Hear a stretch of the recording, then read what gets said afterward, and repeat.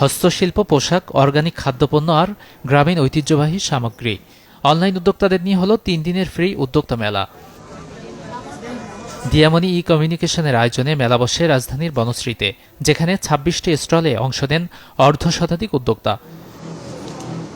আয়োজনে অতিথি ছিলেন বিনোদন অঙ্গনের তারকা আর ব্র্যান্ড প্রমোটাররা। উৎসাহ দেন উদ্যোক্তাদের। ঘুরে দাঁড়ানো উদ্যোক্তাদের জন্য মেলায় ছিল বিশেষ সম্মাননার আয়োজন।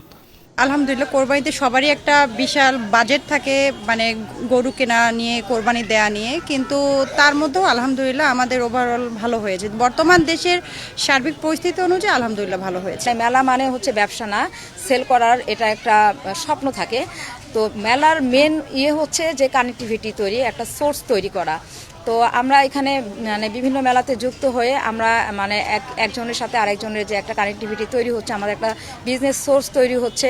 দেশীয় ফ্যাশনটাকে, দেশীয় যারা ঐতিহ্যটাকে আমরা আরেকটু হাইলাইট করতে পারছি।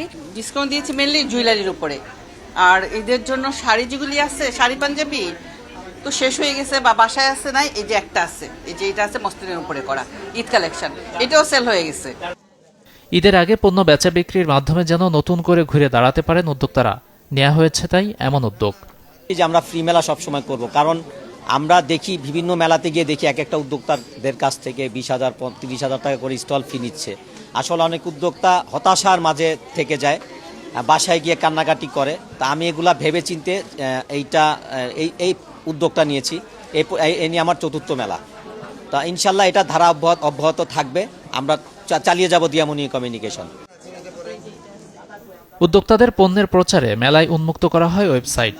উদ্যোক্তাদের উৎপাদিত দেশীয় পণ্য ক্রেতাদের কাছে পৌঁছে দিতে এ ধরনের মেলা গুরুত্বপূর্ণ ভূমিকা রাখবে বলে মনে করেন সংশ্লিষ্টরা।